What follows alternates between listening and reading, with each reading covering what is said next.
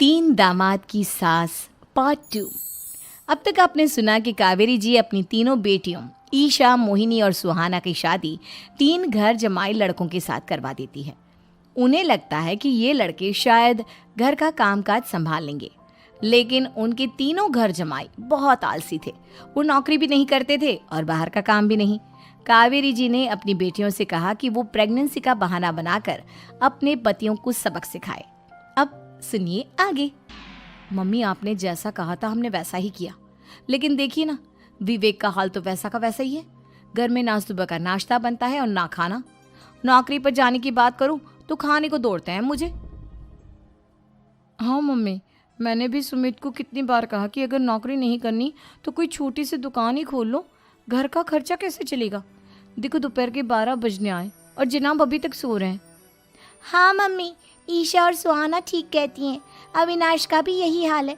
जब मैंने अपनी प्रेगनेंसी के बारे में कहा तो मुझसे कहने लगा, अरे दूसरी लड़कियां तो 9-9 महीने तक नौकरी करती है, बस डिलीवरी के टाइम छुट्टी लेती है। मोहिनी, तुम भी नौकरी करो। अब मुझे कहाँ नौकरी मिलेगी? मम्मी बताओ, अब मैं क्या करूँ? हे भगवान, क्या सोचकर घर जमाई दामाद लाई थी मैं कि मेरी बेटियां मेरे पास रहेंगी और खुश रहेंगी, लेकिन इन आलसी दामादों ने तो हमारी जिंदगी को भी प्रॉब्लम में डाल दिया है। मैं तो कहती हूँ मम्मी, हम लोग वापस अपनी जॉब पर जाना शुरू कर देते हैं।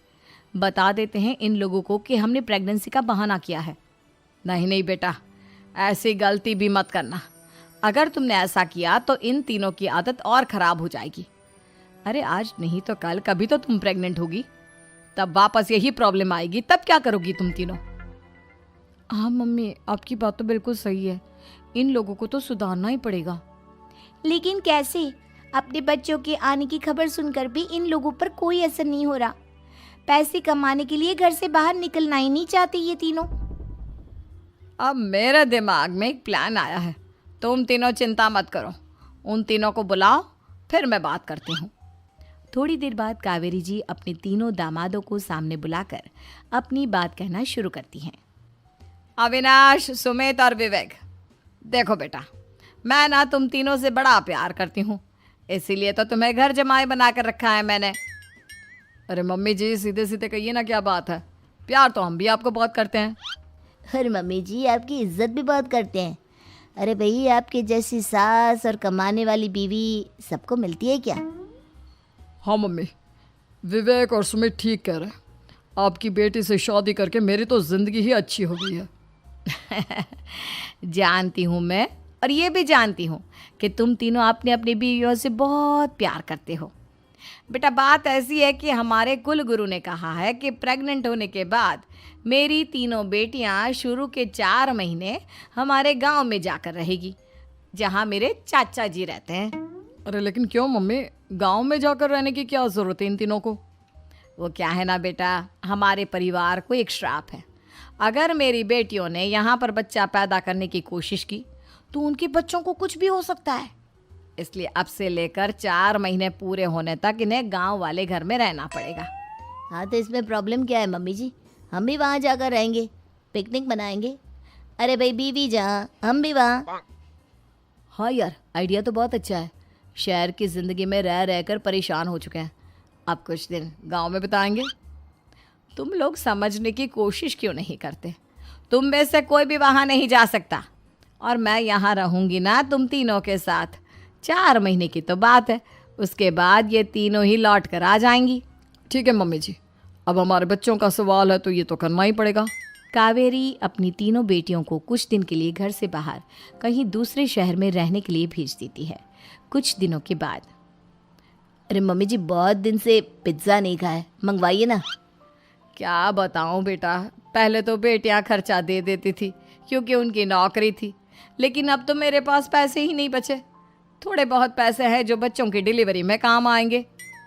लेकिन मम्मी जी, आपकी बेटियों को वापस आने में तो अभी बहुत वक्त बाकी है। वही सोच सोच कर परेशान हो रही हूँ।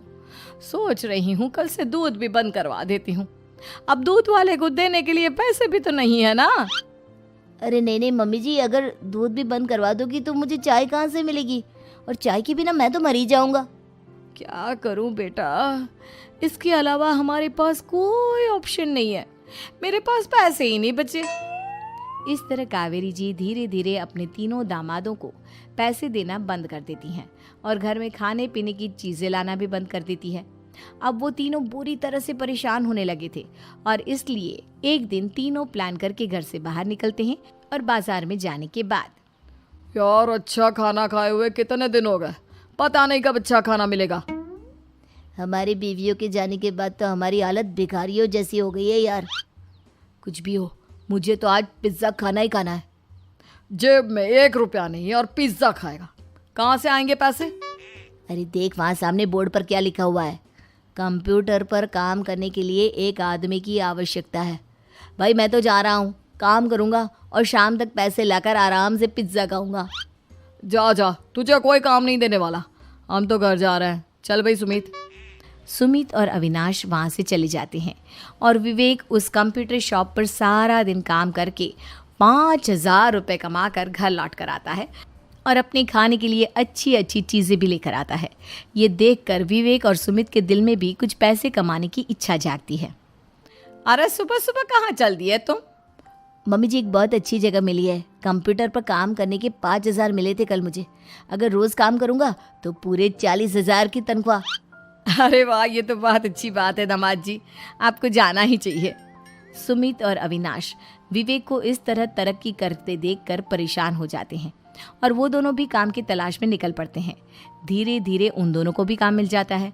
अब कावेरी के तीनों दामाद छोटी मोटी नौकरी करके अच्छा पैसा कमाने लगे थे। एक दिन कावेरी उन्हें अपने पास बुलाती है। अरे वाह, विवेक 40,000 कमा लेता है, अविनाश 60,000 और सुमित तुम भी 40,000 के आसपास कमा ही लेते हो। कुल मिलाकर तुम अच्छे खासे पैसे कमा रहे हो बेटा। हाँ मम्मी जी, बहुत मज़ा आता है जब महीने के एंड में मोटी रकम हाथ में आती है। पूछिए मत मम्मी जी, घर में रहकर रोटी बना बना कर औरतों जैसा महसूस होने लगा था मुझे तो। हाँ बेटा, तुम तीनों की बात तो बिल्कुल ठीक है और जानते हो अब तुम तीनों की पत्नियां भी वापस लौट कर आने वाली है। लेकिन मम्मी जी अभी तो उन्हें गए सिर्फ 2 महीने हुए हैं, आपने तो कहा था वो 4 महीने के बाद लौट कर आएंगी। ऐसा कुछ नहीं है बेटा, मैं सिर्फ तुम तीनों को सबक सिखाना चाहती थी कि आदमी घर में बैठकर बीवी की कमाई खाता हुआ अच्छा नहीं लगता। इस दुनिया में हर इंसान को मेहनत करनी चाहिए, काम करना चाहिए, चाहे वो औरत हो या आदमी, ताकि अपने परिवार को संभाल सके। कावेरी की बात सुनकर उन तीनों को अपनी गलती का एहसास होता है और कावेरी उन्हें सच बता देती है कि ईशा, सुहाना और मोहिनी शहर में ही कहीं दूसरी जगह रह रहे थे। शाम के वक्त उन तीनों की पत्नियां लौट कर आ जाती है और कावेरी जी का परिवार एक खुशहाल परिवार की तरह रहने लगता है।